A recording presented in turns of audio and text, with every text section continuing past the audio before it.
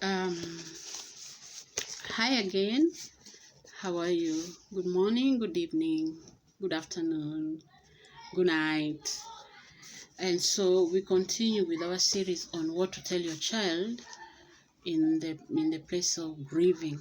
When they are grieving, when they are mourning, what to tell them and how to tell them. That is the series that we have been in. And when you check on our YouTube channel at Mama Africa 8, you get to catch up with us and just see where we are at. And so when as we continue from our last video is other children develop an illusion or a fiction of what could have happened to their loved one, whether it is a parent, a sibling, a friend at school, a teacher, or a neighbor.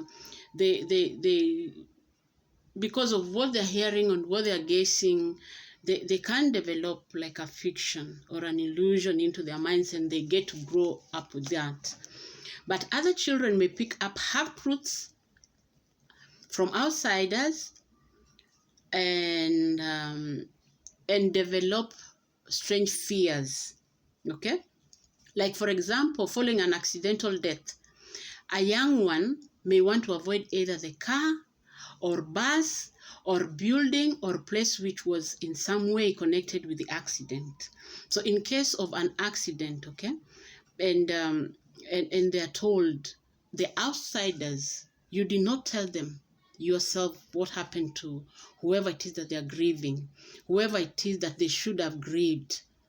Okay, so they were told by outsiders, and outsiders will not tell the whole truth because they either know it halfway also, or don't know it, or they're doing this intentionally to hurt your child, because they know, some know what that what the effect of that would be if your child does not grieve properly and completely, and in a way that they get to get over it and heal from it. Okay, so a younger one may want to avoid either whatever it is, the half truth that they got. Maybe they were told your dad died of in a car accident, or a building fell on him and that's why he cannot wake up. Everybody always has an imagination of, if I tell a child this, then they will understand it, and that may make some sense to them, because we always assume that children don't have a full sense of what they're supposed to do. Okay, so about the best any parent can do under these circumstances is not to make fun of or scoff at these responses. Okay, yeah, when your child is trying to avoid a building, or trying to avoid using you see some parents laughing about it, and they're like, because they have healed and they have moved on, but this child has never moved on, and they have never told anyone that why they are scared of walking under a tall building is because they were told daddy was walking under a tall building and the tall building fell on daddy. The immediate grown-up person to this child does not know that that is what your child was told.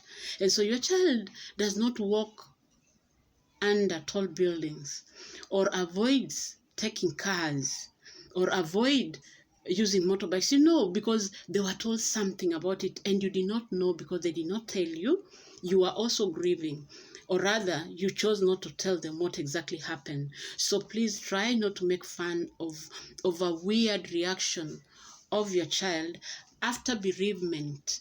If you see a weird kind of behavior that they didn't have before the incident happened, then you should be cautious and want to find out, before you never used to be, or why is it that you fear tall buildings? Why is it that you don't like traveling on cars? Why is it that you don't, they could be going through a traumatizing, and they carry these traumas with them to adulthood. And so Don't scoff, don't scold them, don't make fun, but patiently to try and draw more accurate picture of what actually took place. Take care not to over explain.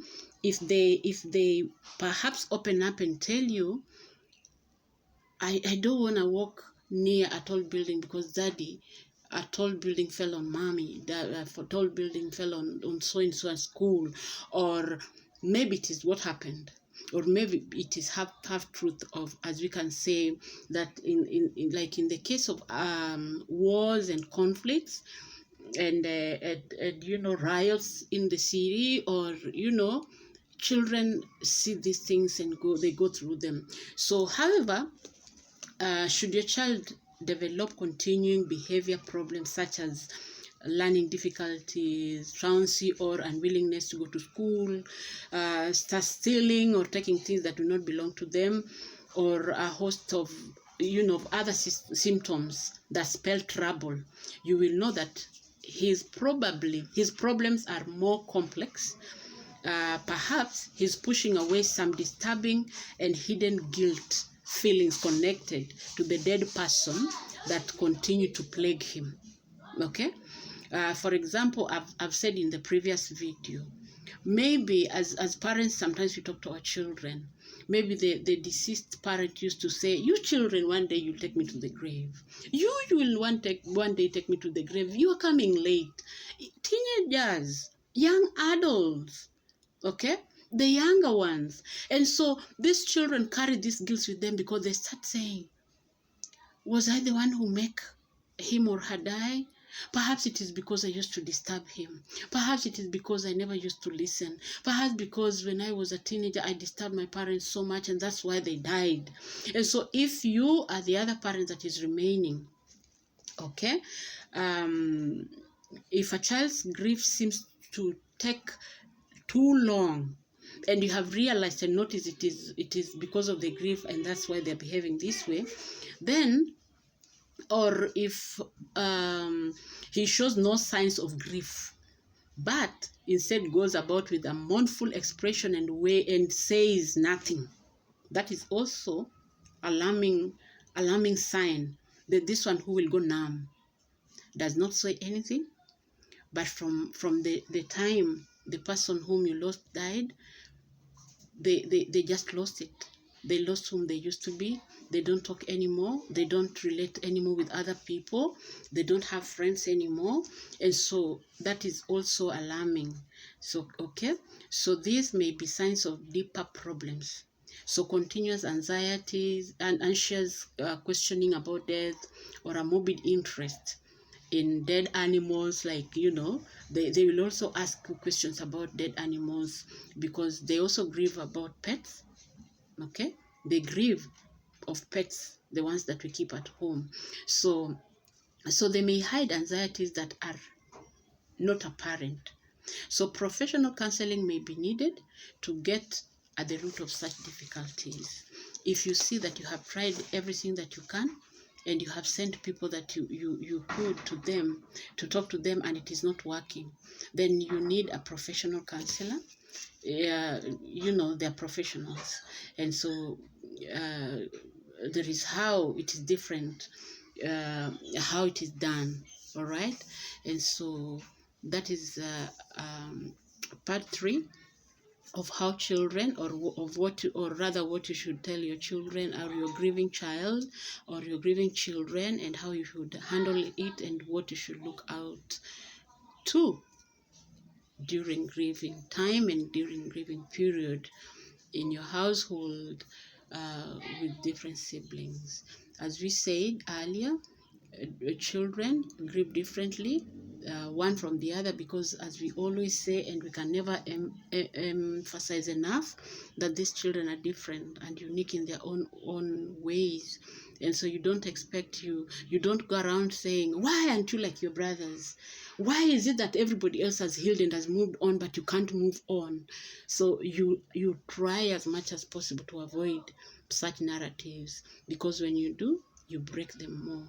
So see you in the next video, and thank you for tuning in. Bye.